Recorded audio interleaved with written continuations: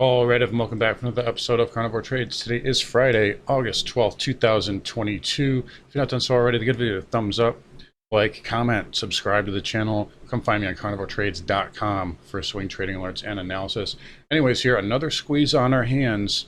Again, what's the theme here, guys? Volume continues to be light here outside of that little micro surge here we had in the morning. Little consolidation here for about an hour. And then you can see the volume just dip down completely, and they're able to just squeeze it up.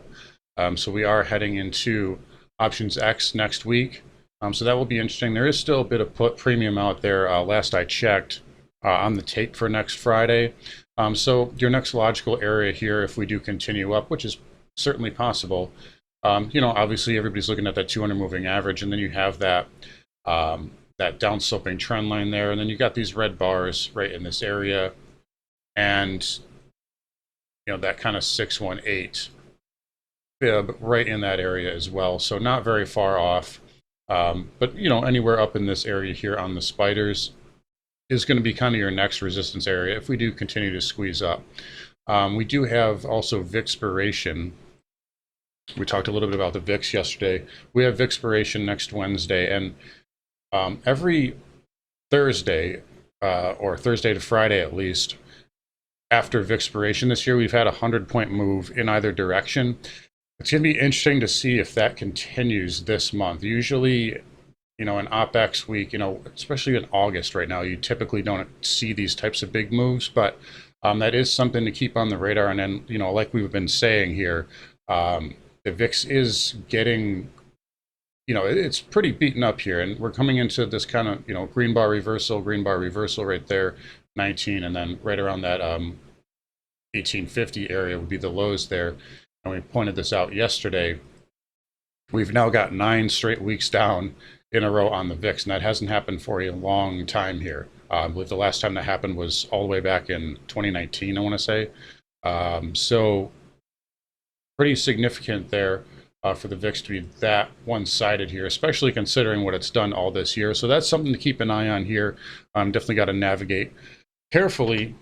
But again, like we've been saying, the volume is light today. Take a look here. We're only at 35 million shares, and it's 3:17 p.m. So, it's just total, definitely August volume. This might be the lightest volume day of the year, depending on what we do into the close.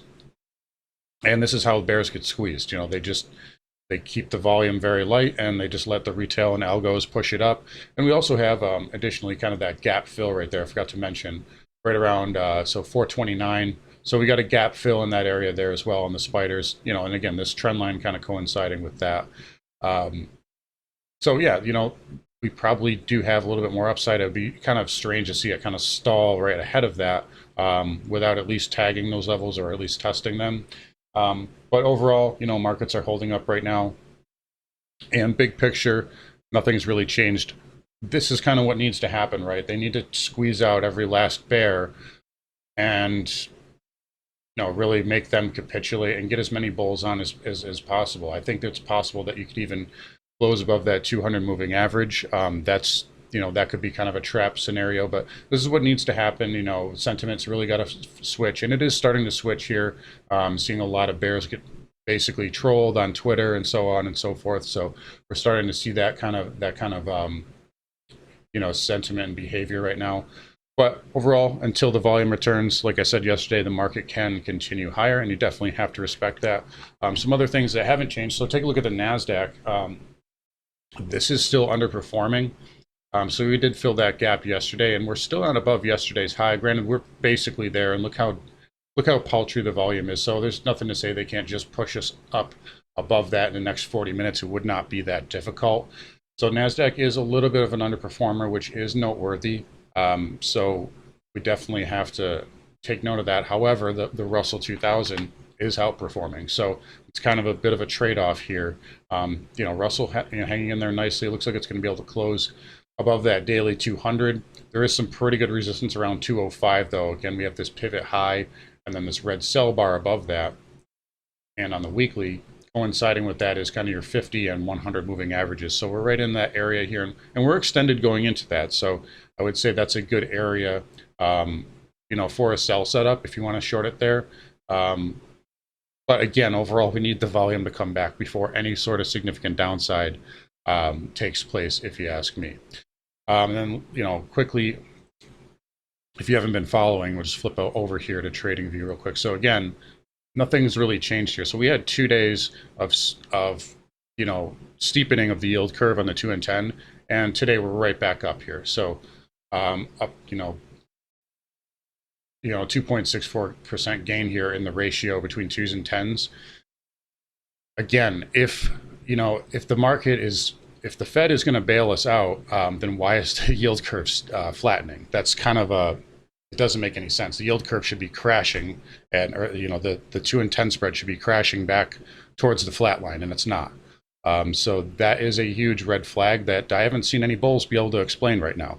And the longer that yield curve remains inverted, and it's been like that for over a month now, that's going to have repercussions down the line. And it's not immediate, obviously, but it will happen. So definitely have to be aware of that. But overall, again, markets are holding up for right now. Let's take a look at the semis. So semis kind of flirting with double top. We had that the chip bill kind of sell the news the other day, but it has recovered off of that. A little bit of a kind of a drop and pop type setup.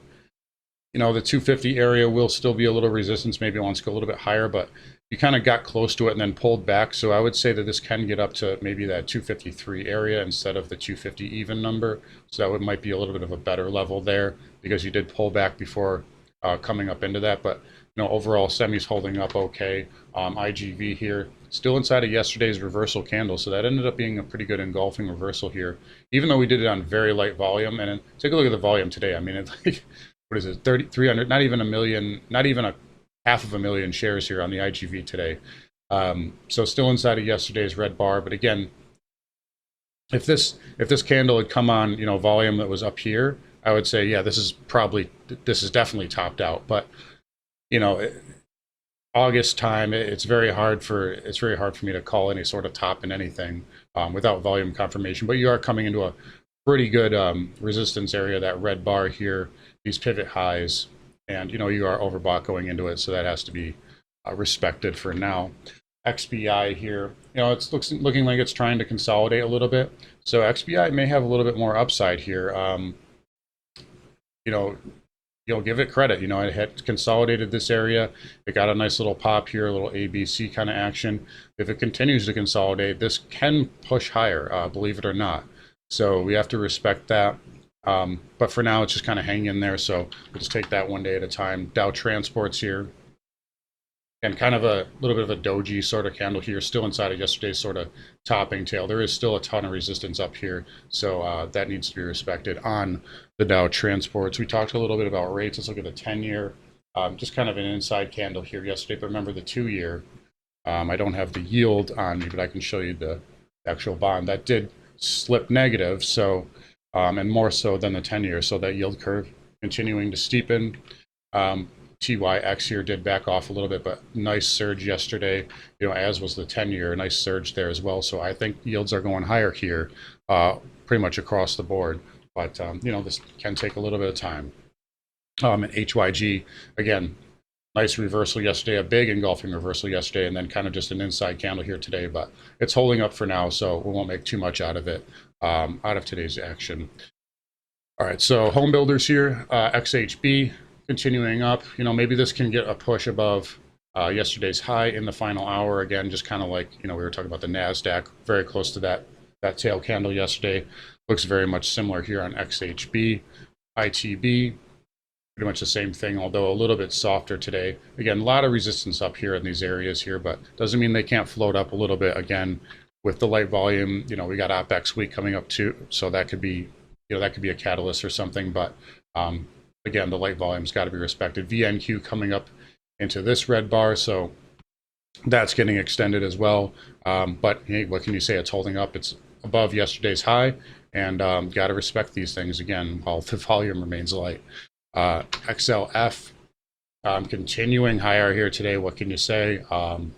Getting really long in the tooth, though. I mean, look at the size of these gaps here on financials, and with the yield curve inverted, this is starting to defy gravity. But again, you got to respect it right now. And really, I keep saying it, but you got to wait for the volume to return. Broker dealers, look at this move on broker dealers. Pretty incredible here. So June 16th, we're at 363. So we're 100 points up here in 2 months on the broker dealers. That's an amazing move here. What can you say? It's holding up really well at the moment, outside of the fact that it's way, way, way, way overbought. All right, crude here, continuing down. So again, struggling with that 20 moving average. That's been resistance, that daily 20 MA for quite a while here. So we got up there June 17th, and then kind of tested it there, tried to break above it 2 days in a row, couldn't stay above it, and now it's continuing to be resistance, as is that 200 days. So again, I think crude's going to get down to my level, but we got to be patient with it. But overall, pulling back off that area, and we'll see what it does next week. Again, Opex can change a lot of things here. XLE hanging in there okay. XLE is holding up a little bit better than I thought. Had a nice surge yesterday, so we'll see what that does next week. XOP, OIH, same kind of look here. OIH still, let's take a look here. We talked about this yesterday. It's right in that area, so it may get that weekly close above this area, so we'll have to watch that in the final half hour. But if you do that, that's a triggered inverse head and shoulders there on the OIH, so that would definitely be interesting to me. Going into next week. So we'll see what that does going into the close. Keep an eye on that. This line might not be perfectly exact, but it does, it's well above it enough right now that I think margin of error wise, you'd be pretty okay as long as it doesn't fade really hard here in the next half hour. Nat gas continuing to hold up, still a powerhouse, little bit of a pause candle. Don't make too much out of it here today. It's holding up really well. Dollar index. So this is interesting. I thought this might happen. So dollar index closed back above that trend line, which basically means you saved it on a weekly closing basis. So this trend line is no longer broken, if you ask me. So I mean, I know we broke it on Wednesday, but we got the weekly close back above it. So this is why this is why I always wait for the weekly close on stuff, because these types of games happen all the time. And they close it above that 50-day moving average as well, just right on that 50-day moving average, in fact. So dollar can still get a bid. That's basically bottom line. Doesn't mean it's going to, but it means technically you haven't done any damage really on the weekly time frame. So be careful for the dollar to push up here, especially if yields continue higher. So that's, I just mentioned that I expect yields to continue up. And if that happens, dollar probably will go up as well. So just be aware of that, but interesting little dynamic there on the DXY. Gold, on the other hand, managing to scratch out a gain about 0.5% with the dollar up as well. So again, I do like this kind of pattern here on gold. I want to see it consolidate more. I really hope it doesn't try to break out Monday, because then it's probably going to fail. But I would like to see it continue sideways a little bit longer. That will give it more gas in the tank, and then gold can get a little bit of a move. So no problems there for GC. Silver also trying to push up. I don't want to see this try to push up Monday either. I'd like to see it kind of consolidate. But it's holding up for now, so we'll continue to watch it and respect it. Platinum here backing off after that 200 moving average, but right back up today. So we'll see what this does here. Again, came into a lot of resistance, so this may need to do some backing and filling as well. Again, I still think platinum can be bought on pullbacks right now. And palladium kind of just backing off after yesterday's up move, and now right back into this old trend line again. This time testing it as support, so we'll see if that holds next week. And then copper again stalling out here at the 50 moving average like we thought it would. And we'll see if it can go sideways. That tells you it wants to go higher. So we'll take a look at copper. If not, if it pulls back sharply, then we have to watch this low pivot here. If it takes that out, then it's in trouble. All right, so flipping back over here, let's get to cryptos. So Bitcoin modestly up here, about 1%, but nothing crazy. It came off the highs again yesterday. Ether still remains stronger, up 2.38% currently. And, still below yesterday's high, but again, this still has the bias at least to 2000. No problems here on the chart of Ether. It's nice stair. I love this inside bar up, inside bar up. It's not overbought. It's not extended really. And, again, I'd give it the upside bias to at least 2000, maybe even a Pierce, maybe 2025, somewhere in that area. But it's hanging in there okay. And I don't see any problems at the moment. Same thing really for Bitcoin, other than the fact that it's just weaker and it's underperforming. That's really what it comes down to. But I still think it can get up to that, 25,500, 26,000 area here in the short term, assuming the market holds up as well.